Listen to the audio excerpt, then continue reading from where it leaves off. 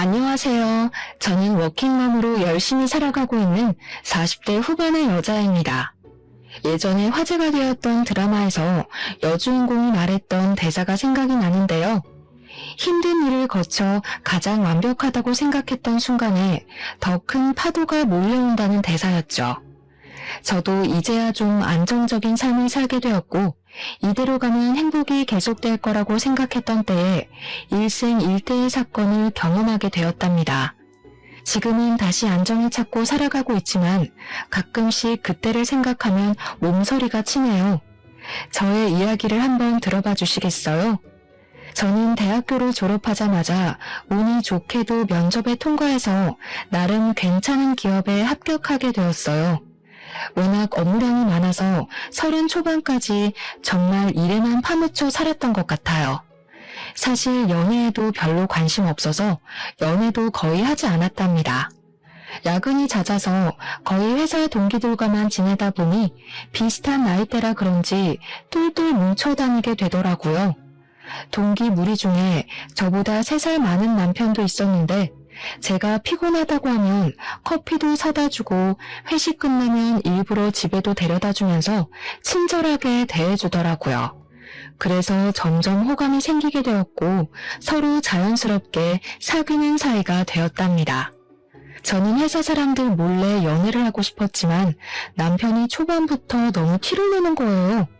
그래서 얼마 되지 않아 동기들이 다 알게 되었고 어느새 공식 커플이 되었죠. 미래에 어떻게 될지도 모르는데 함께 회사에 다니니 상사들도 자꾸 농담을 하고 동기들도 눈치를 주기 시작하더라고요. 너무 불편해서 남편에게 둘 중에 한 명이 이직하지 않으면 이 관계를 끝내겠다고 엄포를 놓았죠. 남편도 저에게 푹 빠져 있을 때라서 열심히 다른 곳을 찾아보더라고요. 결국 비슷한 조건의 기업으로 연봉도 좀 더 높여서 이직에 성공하더라고요. 저는 남편의 추진력 있는 모습에 더욱 신뢰가 생겼던 것 같아요. 그렇게 3년의 연애 끝에 결혼까지 하게 되었죠. 친정과 시댁의 수준이 거의 비슷해서 딱히 반대는 없었답니다. 어느덧 15년의 세월이 흘렀고 남편과 저는 열심히 저축해서 수도권에 있는 아파트도 마련했고 둘이 합쳐 연봉도 넉넉해졌어요.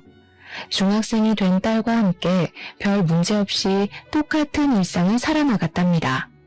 저는 계속 같은 회사에 다니고 있고 어느새 과장 직급이 되었는데요.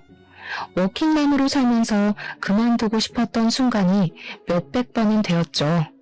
특히 아이가 초등학교 들어갔을 때는 너무 힘들어서 사표 내기 직전까지 갔었답니다. 딸이 아직 어린데 옆에 있어주지 못할 때나 주변 전업주부 엄마들이 저를 따돌릴 때 얼마나 서러웠는지 몰라요. 평생 전업주부로 살아오신 시어머니도 제가 일하는 걸 항상 못마땅해 하셨어요. 처음에 결혼한다고 인사드리러 갔던 날부터 제 인상이 너무 세서 남편 길을 죽일 것 같다느니 여자가 뭔 일을 그렇게 남자처럼 많이 하느냐느니 하면서 탐탁지 않아 하셨죠. 제가 너무 바빠서 발을 동동거릴 때 항상 저를 도와주신 건 친정 어머니였답니다. 힘들 때마다 울면서 일을 관둬야겠다고 말하면 자기가 최대한 도와주겠다면서 절대로 그만두지 말라고 여자도 자기 일을 갖고 있어야 한다고 용기를 주셨죠. 시댁은 우리 아파트와 가까운 거리에 있는 빌라에 살고 계셔서 정말 급할 때 아이를 부탁드렸던 적도 있었는데 항상 매몰차게 거절하셨답니다. 제가 전화를 할 때마다 멀리 나와 있다면서 단 한 번도 아이를 봐주시지 않았죠. 그래서 항상 시모에게 서운한 마음을 갖고 있었지만 겉으로 내색은 잘하지 않았어요. 왜냐하면 명절이나 제사 때에도 늦게 가는 날이 많고 시댁에도 자주 찾아가진 못해서 죄송한 마음이 있었거든요. 시모는 제가 늦게 가면 눈을 흘기시며 일가는 티 좀 내지 말라고 이 동네에서 네가 제일 바쁜 여편네 같다고 항상 핀잔을 주셨어요. 남편에게는 2살 위인 형이 있는데요. 제 손이 동서인 형님은 남편과 동갑이고 우리 딸과 같은 나이의 아들이 한 명 있답니다. 형님도 항상 전업주부로 살아왔는데 굉장히 여성스러운 스타일이에요. 머리도 아가씨처럼 긴 웨이브를 하고 옷도 꽃무늬 원피스 같은 걸 좋아하는지 그런 것만 입고 있는 것 같더라고요. 사실 아주버님이 중소기업에 다니시는데 세 식구 살기에는 연봉이 좀 부족할 것 같은데요. 형님은 저만 보면 생활비가 모자란다고 아들이 학원비가 없어서 다니질 못한다고 그런 소리를 항상 하시더라고요. 솔직히 저 같으면 아르바이트라도 할 것 같은데 자기는 현모양처라서 집에서 살림하는 게 제일 좋다면서 일은 못할 것 같다고 하는 게 아니겠어요. 그럼 돈이 부족하단 말은 안 해야 되는데 항상 앓는 소리를 하니까 듣기가 좀 거북하더라고요. 저는 성격이 좀 사무적이라 그럴까요? 딱딱한 편이라 시모에게 살갑게 구는 걸 잘 못하는데 형님은 시모에게 아주 애교 있게 대하고 부를 때도 엄마라고 불렀답니다. 둘 사이가 어찌나 좋은지 모르는 사람들이 보면 모녀 사이로 알 정도였죠. 둘 다 전업주부로만 살아서 그런지 통하는 게 많아서 저는 대화할 껴도 없는 사람 취급 당할 때가 많았죠. 형님은 요리에 대한 자부심도 엄청나서 명절에도 시모와 장 다 봐서 음식도 거의 다 하곤 했어요. 항상 미안한 마음이 있어서 제가 장 보는 비용을 다 대고 따로 돈봉투도 챙겨드리기도 했죠. 형님은 저보다 자주 시댁에 찾아가는 것 같았는데 장아찌며 밑반찬을 다 해다 주는 것 같더라고요. 예전에 주말에 갑자기 전화가 와서는 우리 아파트 근처라면서 밑반찬 주러 왔다고 한 적이 있어서 좀 놀란 적이 있어요. 그때 형님이 집에 한번 와보고 아파트 평수가 넓어서 충격을 좀 받았던 모양이더라고요. 형님은 신혼 때부터 오래된 빌라에 살고 있어서 새로 분양받은 아파트를 보여주기가 좀 불편했거든요. 그 후로도 몇 번을 반찬했다면서 집에 가도 되겠냐고 하길래 사실 반찬을 잘 먹지 않아서 버리게 된다고 앞으로는 갖다 주지 않아도 된다니까 한동안 엄청 차갑게 대하더라고요. 어김없이 추석 명절이 돌아왔고 남편과 딸은 먼저 시댁에 가 있었지만 저는 회사에 갑자기 일이 터져서 해결하고 가느라 저녁에야 갈 수 있었답니다. 문을 빼꼼히 열고 들어가니 형님이 꽃무늬 앞치마를 곱게 하고 저녁 식사를 차리고 계시더라고요. 시모는 저를 보고는 혀를 끌끌 차더라고요. 저는 민망해서 얼른 외투를 벗고 주방으로 들어갔죠. 이번 명절에도 어김없이 회사에 급한 일이 생겼니? 너네 회사는 명절 때만 되면 일부러 그러냐 아니면 네가 일부러 그러는 거냐? 죄송해요. 공교롭게 명절 때랑 결제하는 시기가 비슷해서 일이 많네요. 제가 이거 할까요? 됐다. 누구 말 맞다나 다 된 밥상에 숟가락만 얹으려고? 난 너처럼 염치가 없는 애는 살다 처음 본다. 너는 이런 형님이 있는 걸 하늘이 도왔다고 생각해야 돼. 어느 누가 아무 소리 안 하고 네 몫까지 다 해주냐? 엄마, 그만하세요. 동서도 힘들게 일하고 왔는데요. 명절에 큰 소리 나면 안 좋잖아요.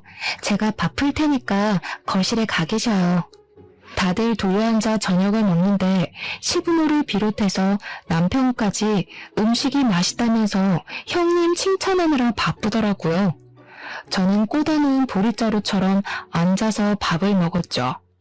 갈비 좀 먹으려고 하면 시모가 어찌나 째려보는지 저는 눈치가 보여서 앞에 놓인 밑반찬만 집어 먹었어요. 그랬더니 형님이 제 밥그릇에 갈비를 놔주면서 사람 좋게 웃는데 뭐라고 할 말이 없더라고요. 밥을 다 먹고 제가 설거지를 시작했죠. 시모는 식탁에 앉아 저를 째려보며 과일을 먹고 있었고 형님이 그릇들을 정리했어요. 설거지할 거 많은데 내가 할게.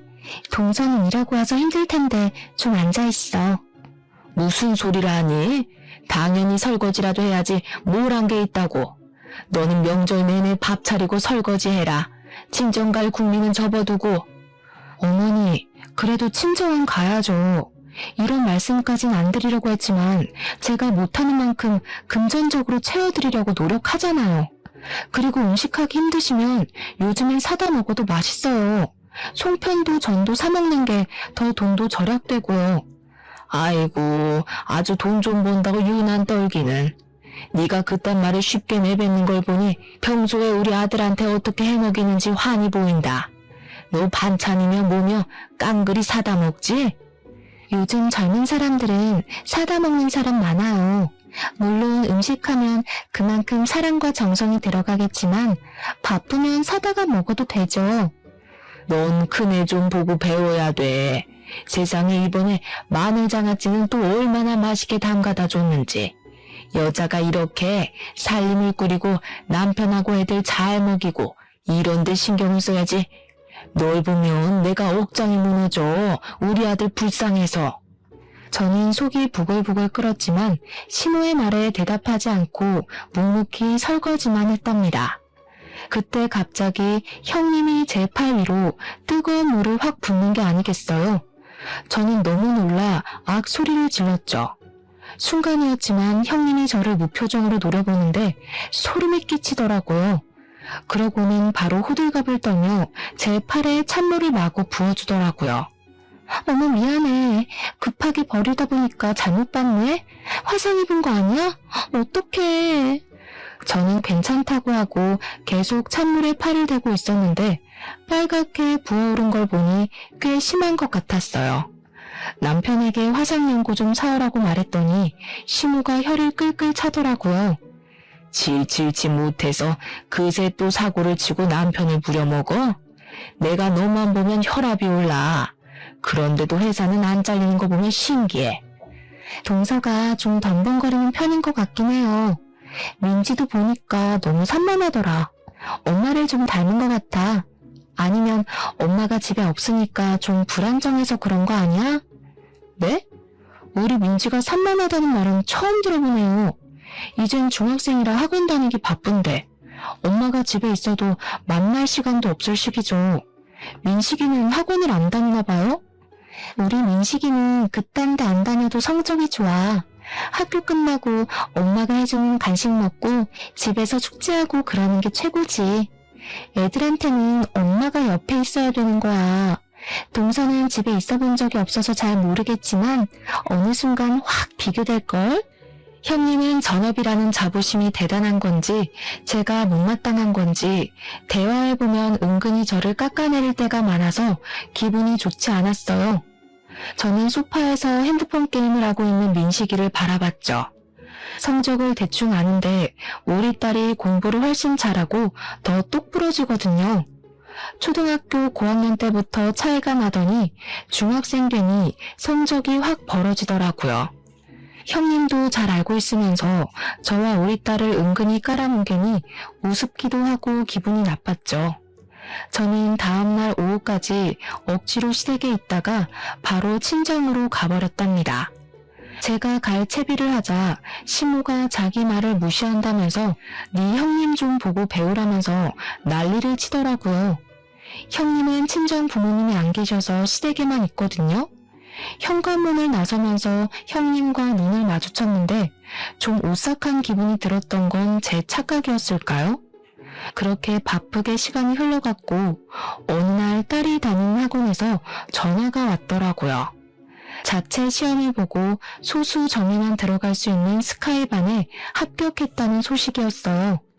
딸이 얼마 전에 그런 시험을 봤는데 반에서 1, 2등만 뽑히는 거라고 해서 될 거라는 기대도 하지 않았거든요. 막상 뽑히니까 정말 대견하고 기뻐서 남편에게 바로 전화해서 알려줬죠. 저녁에 좋은 식당 가서 셋이 외식하자고 약속까지 하고 다시 힘내서 일을 하고 있었는데 퇴근 시간쯤에 시모에게 전화가 왔더라고요. 오늘 저녁에 형님이 샤브샤브를 한다는데 양을 많이 사왔다면서 같이 먹자고 한다는 거였어요. 저는 약속이 있다고 거절했는데 시모가 막무가내로 오라고 화를 내는 거예요. 이미 남편에게도 오라고 전화를 했다면서 말이죠.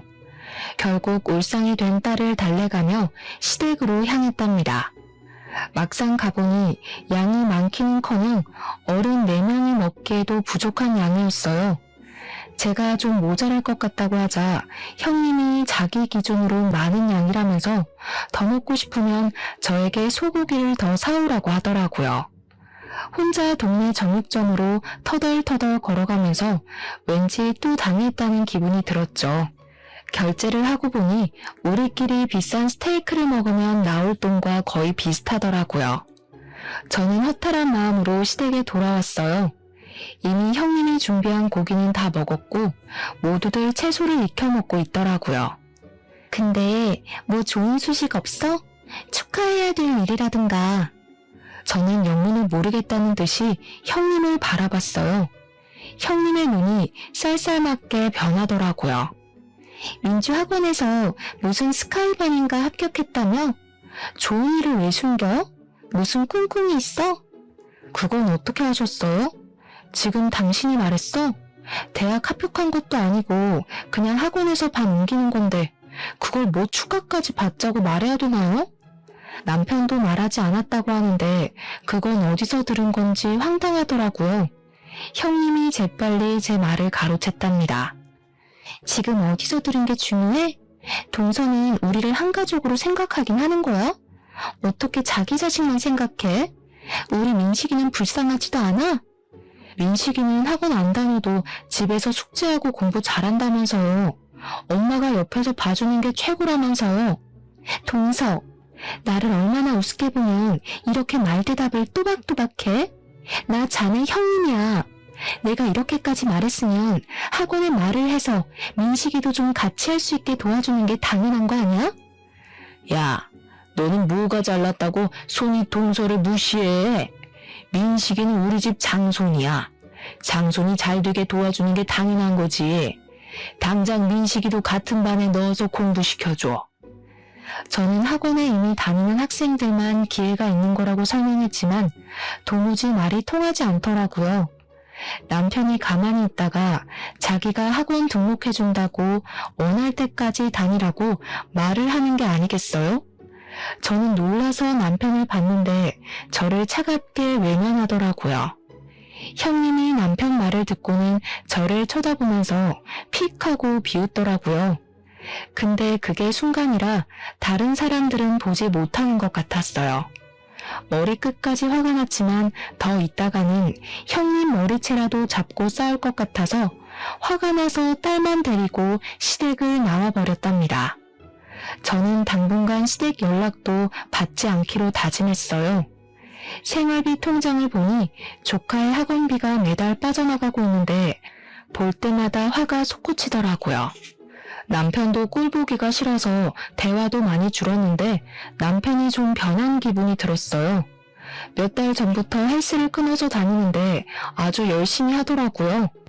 매일 저녁에 운동하고 샤워하고 왔다며 샴푸 냄새를 폴폴 풍기며 들어왔죠.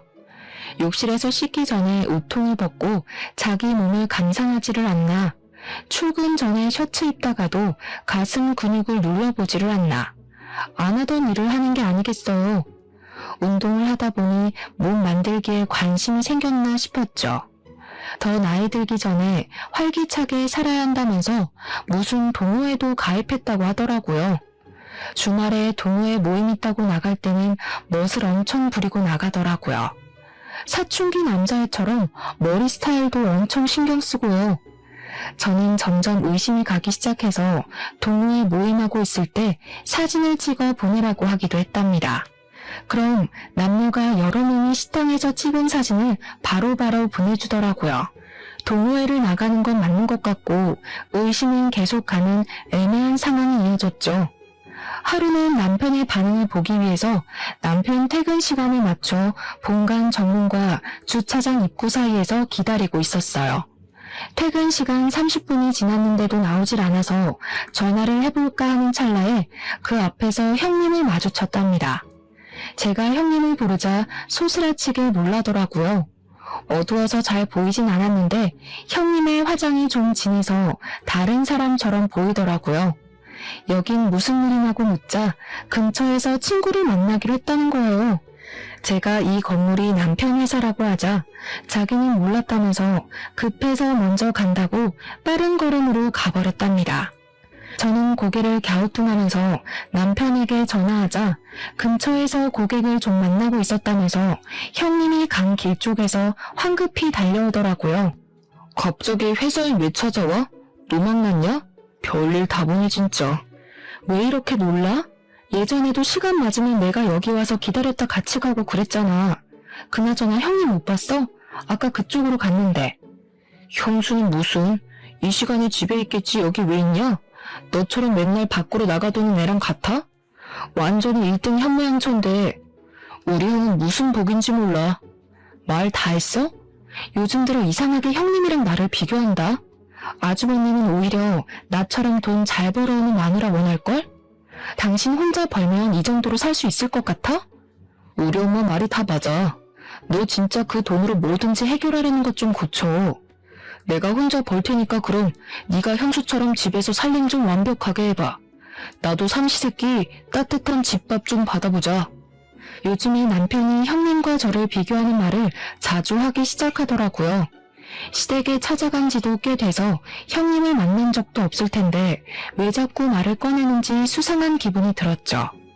남편이 잘 때 핸드폰을 뒤져보기도 했지만 다른 여자의 흔적은 전혀 발견할 수가 없었답니다. 남편은 가지도 않던 출장도 한 달에 한 번씩은 꼭 가기 시작했는데요. 저는 남편이 출장을 가면 서재를 한 번씩 싹 뒤져보려고 벼르고 있었어요. 그렇게 2일 동안 출장을 간다고 나가기가 무섭게 서재를 살펴봤는데 서랍장 구석에서 종이로 둘둘 싼 뭔가를 발견했답니다. 풀어보니 핸드폰이더라고요. 핸드폰을 켜보니 비밀번호가 걸려있어서 볼 수가 없더라고요. 저는 바로 포렌식을 많은 업체를 검색해서 핸드폰을 가지고 갔어요. 비밀번호를 잃어버려서 도저히 열 수 없다고 했고 몇 분 지나지 않아 많은 양의 사진과 메시지를 받아볼 수 있었어요. 역시나 남편은 외도를 하고 있는 듯 보였어요. 20대가 풋풋한 연애를 하듯이 한 여자와 무수히 많은 사진을 찍어놓았더군요. 회사 동료로 만나 20년이 안 되는 세월을 함께 겪으며 인생의 한 팀이 되어간다고 생각했었는데 그건 저만의 착각이었던 거죠. 남편에 대한 믿음이 산산조각이 난 순간이었답니다. 저는 딸이 들을까봐 몰래 가슴을 치며 소리 죽여 울었어요. 저는 남편을 용서할 수 없었기에 헤어지기로 결심했고 남편이 출장에서 돌아오기만을 기다렸죠. 남편이 아주 신나는 얼굴로 집에 들어오더라고요. 저는 소파 테이블 위에 남편의 핸드폰을 올려놓고 남편을 가만히 쳐다봤어요. 핸드폰을 발견하고 순식간에 얼굴이 굳어지더라고요. 그러더니 얼른 핸드폰을 휙 채가버리더군요. 그렇게 가져가봐야 이미 안에 있는 거 다 봤어. 너 바람 피우니? 너 나 없을 때 책상 다 뒤졌냐? 기어이 핸드폰까지 다 뒤지고? 너 이거 범죄야. 사생활 침해라고. 사생활 좋아하네. 다시 한번 물을게. 너 사진 속 그년이랑 바람 피우냐? 천박하게 바람이 뭐야? 남자가 잠깐 흔들릴 수도 있는 거지. 어떻게 평생을 한 여자만 보냐? 생각하는 거 하고는 이거 완전히 쓰레기였네? 너는 분리수거도 안 되고 그냥 쓰레기 봉투에 묶어버려야겠다. 당장 앞장서 너네 집으로 가. 저는 형님 부부에게도 시댁으로 오라고 전화를 해놓고 남편을 끌고 시댁으로 갔어요. 들어가자마자 남편이 바람 피운다고 나는 용서할 수 없으니 이혼할 거라고 말했죠. 남편이 이혼까지는 생각을 안 했는지 놀란 눈으로 저를 바라보더라고요. 이 야밤에 시댁에 쳐들어와서 경박하게 이혼 얘기나 해대고 남자가 한번 실수할 수도 있지. 보니까 남편 말도 제대로 안 들어본 모양인데 어른들 앞에서 뭐하는 짓이야? 역시 어머니가 그렇게 나오실 줄 알았어요. 아들이 잘못을 했으면 혼을 낼 줄 알아야지. 이 와중에도 아들 편을 드세요? 저는 다른 여자랑 그런 사진 찍어대는 남자랑은 더는 못 사니까 그렇게 아세요. 어머, 이게 무슨 일이야? 사진은 무슨 얘기야? 하긴 바람 피우는 상대랑 더는 못 살지. 어떡해. 무슨 이혼이 애들 장난이야? 난 너 처음 봤을 때부터 마음에 안 들었어. 맨날 회사 그러면서 시댁을 우습게 보고 말이야. 네가 한 번이라도 시분 밥을 차려준 적이 있어? 며느리 노릇도 한 번도 안 해본 게? 지금까지 매달 용돈 빠짐없이 드렸어요. 어머니는 맨날 돈으로 퉁친다고 하는데요. 육아휴직하고 돈 없을 때도 아파트 이자 내느라 빠듯할 때도 꼭 어머님 용돈은 챙겨드리려고 제가 얼마나 노력했는지 아세요? 친정에는 용돈 드리지도 않는 거 어머니도 아시잖아요. 또 그놈의 돈으로 유세 떠네. 니까짓 게 얼마나 본다고. 야, 됐어. 우리 아들하고 당장 이혼해. 어디서 천박한 게 들어와서 이런 분란을 만들고 난리야? 보고 있던 남편이 머리를 마구 쥐어뜯으며 소리를 지르기 시작하더라고요. 아주버님이 형님을 말리고 형님은 저를 또 무표정으로 쳐다보고 있더라고요. 저는 무시하고 시댁을 나와버렸죠. 딸이 한창 민감한 나이라 어렵게 말을 꺼냈는데 다행히 저를 따라오겠다고 하더라고요. 어차피 이혼하려면 시간이 걸리기에 모든 게 끝날 때까진 흔들리지 말고 일상을 살아나가기로 결심했죠. 남편과 계속 얼굴을 보며 사는 건 정말 힘들더라고요. 남편은 매일 저에게 이혼은 안 된다고 했지만 저의 마음은 변하지 않았죠. 회사에는 아무런 내색도 안 하고 다녔지만 저에게도 참 힘든 시간인 건 마찬가지였답니다. 하루는 평일에 쉬게 되어 동네 카페에서 오랜만에 친구를 만나기로 했어요. 커피 한 잔 시켜두고 친구를 기다리고 있는데 멀찍이 떨어진 자리에 형님이 앉아있더라고요. 그런데 형님답지 않게 또 진한 화장을 하고 있더라고요. 옷을 보니 미니스커트를 입고 있어서 놀랐죠. 어찌나 친구와 깔깔대며 크게 웃는지 카페 안에 사람들이 다 쳐다볼 정도였답니다. 저는 누구와 저렇게 얘기하나 싶어 형님 맞은편에 벽에 가려진 자리로 옮겨 앉아 보았어요. 알턴이가 빠지니까 얼마나 속이 시원한지 몰라. 그동안 그 쌍판 보느라 얼마나 재수가 없었는지. 다 네 덕이다 얘. 서로 돕고 사는 거지. 나도 네 덕에 수입이 쏠쏠했어. 아주 사달라는 대로 다 사준다니까. 이혼은 안 한다고 해놓고 너를 계속 만나는 거 보면 그 인간도 보통은 아니라니까. 내가 그만큼 잘해주니까 그런 거지. 아직 빼먹으려면 한참 남았어. 네 이거는 언제 도착한대? 저는 새끼손가락을 올리며 천박하게 웃고 있는 형님의 친구를 슬쩍 바라봤어요. 그 순간 누가 뒤통수를 때린 듯이 번쩍하더라고요. 바로 남편이 상간녀였던 거죠. 저는 어지러워진 머릿속을 정리해 보려고 했죠. 물론 제 육감은 모든 상황을 한 번에 꿰뚫고 있었고 저는 빨간 립스틱을 흉하게 바르고 낄낄대는 형님을 노려보았어요. 저는 얼른 둘이 같이 있는 사진을 찍어두었죠. 그때였어요. 한 젊은 남자가 껄렁하게 걸으며 형님 옆으로 다가오더라고요.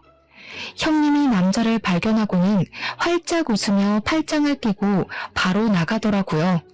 저는 바로 형님 뒤를 쫓았답니다. 저는 친구와 약속을 취소하고 어디론가 걸어가는 두 사람의 모습을 계속 카메라에 담았어요. 형님은 남자의 허리에 팔을 척 두르고 아주 신나서 걸어가더라고요. 두 사람이 들어간 곳은 카페에서 얼마 떨어지지 않은 거리에 있는 숙박업소였답니다. 저는 들어가는 모습을 동영상으로 찍어놓고 형님이 나올 때까지 기다렸어요. 역시나 몇 시간 후에 남자와 나오더니 그 앞에서 남자와 헤어지고 어디론가 바쁘게 걸어가더라고요.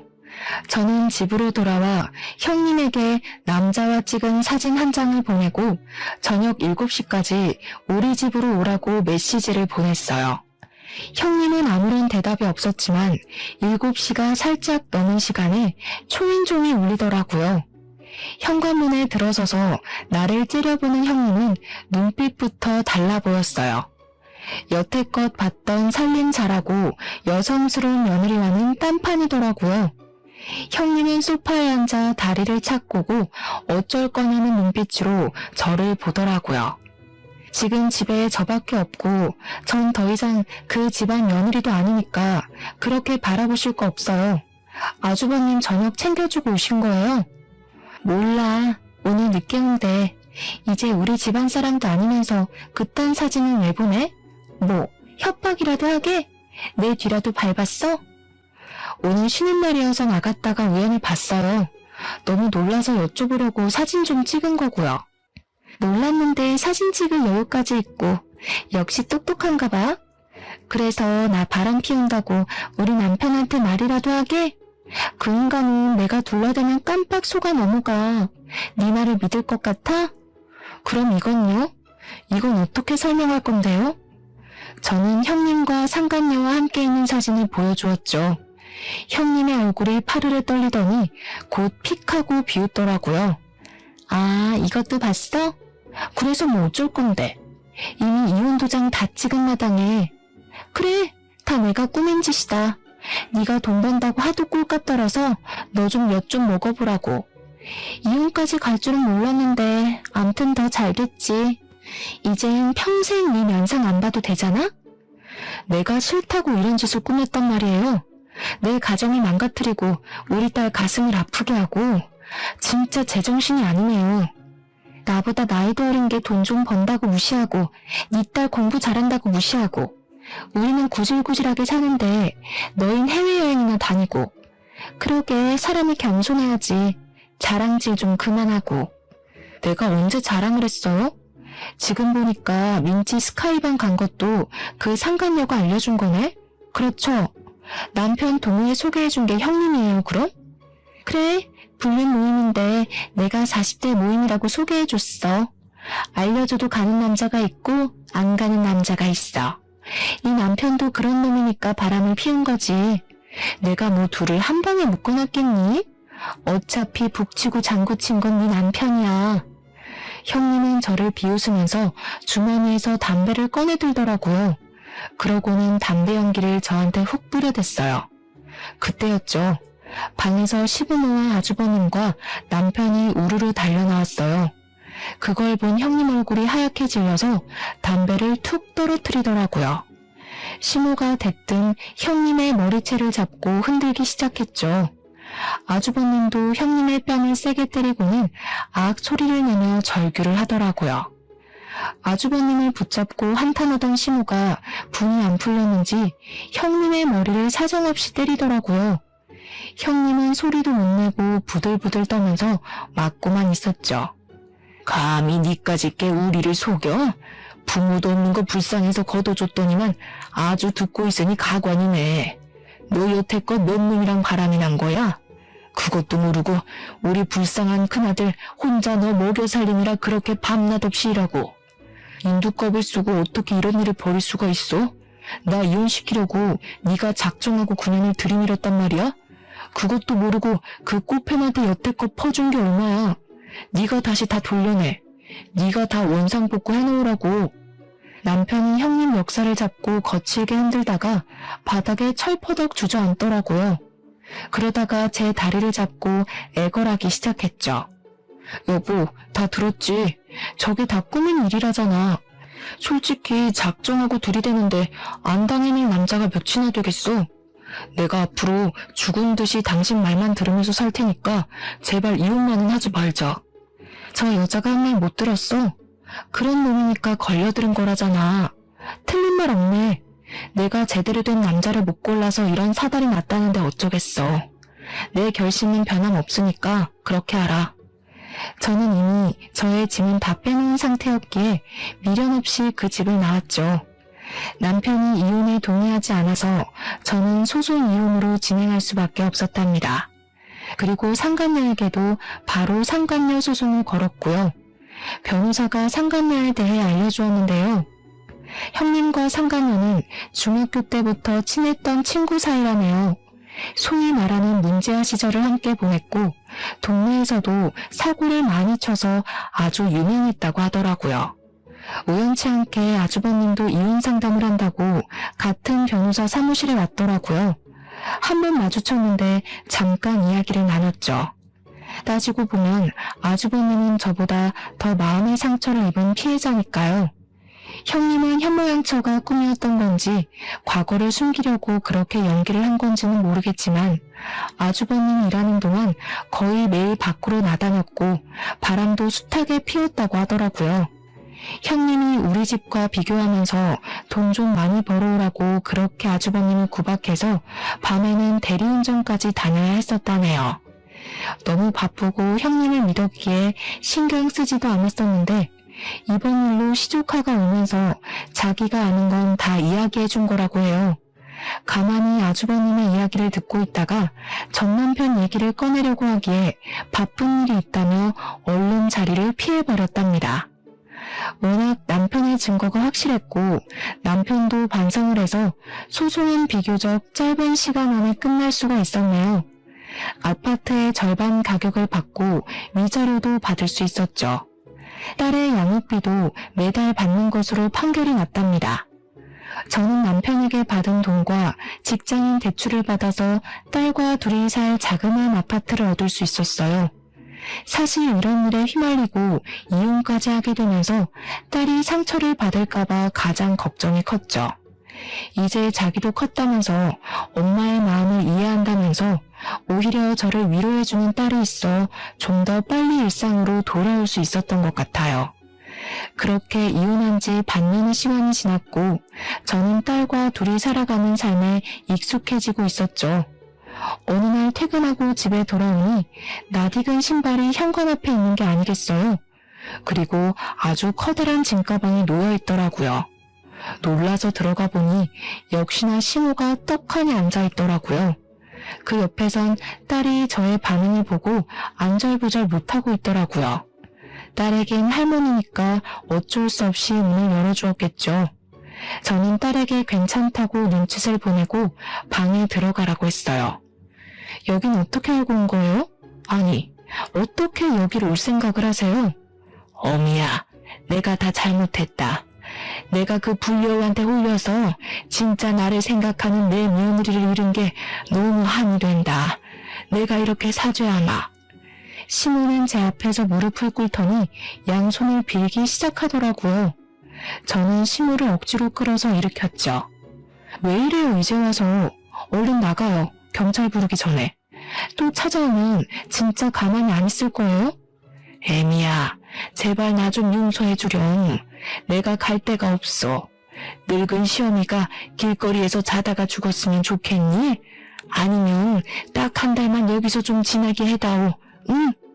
이게 무슨 말 같지도 않은 소리예요? 누가 내 시어머니야? 나 같은 며느리 필요 없다고 내칠 때는 언제고. 나가요, 나가. 내가 진짜 갈 데가 없어서 그래. 첫째가 이혼하고 일도 때려치우고 맨날 술만 마셔. 나만 보면 집안 살림 다 때려 부수고 나가라고 소리를 질러서 내가 집에 있을 수가 없다. 아이고, 내 신세야. 그건 제 알바가 아니에요. 저는 더 이상 그 집하고 얽혀있는 사람이 아니라고요. 이 더러운 가방 갖고 당장 나가요, 당장. 저는 시모를 있는 힘을 다해 문 쪽으로 밀었죠. 시모가 신발장을 붙잡고 엉엉 울면서 버티고 있는 걸 보니 어이가 없더라고요. 전 남편에게 바로 전화를 걸어서 당장 모시고 가라고 소리를 질렀답니다. 30분도 안 돼서 전 남편이 왔더라고요. 둘이 짠 건지 문을 열어주니 전 남편이 마구 비집으면서 결국은 거실까지 들어오는 게 아니겠어요. 오랜만에 본 전 남편은 회사도 다니지 않는지 더벅머리에 수염도 덥수룩하고 초췌한 얼굴을 하고 있더라고요. 전 남편은 조금 전에 시모마냥 제 앞에 무릎을 꿇고 손을 싹싹 빌기 시작했답니다. 여보, 제발 우리 다시 합치자. 내가 부모님이랑 형이랑 그 코딱지 같은 집에서 정말 죽지 못해 살아.